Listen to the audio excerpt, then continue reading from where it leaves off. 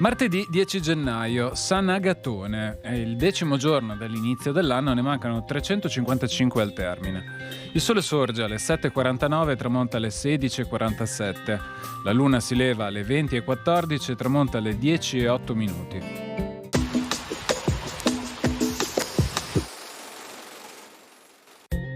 Un decreto, passato in Pregadi, vieta di costruire chiese, ospedali e case religiose tanto a Venezia che in tutto il territorio veneziano senza l'espresso permesso del Senato. Questo pena il bando, la perpetua prigionia e la vendita dei fondi a profitto del pubblico erario.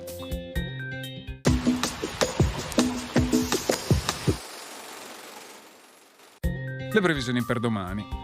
L'alta pressione si indebolisce, favorendo l'arrivo di aria più umida responsabile di un lento aumento della nuvolosità dal pomeriggio con deboli piogge dalla serata.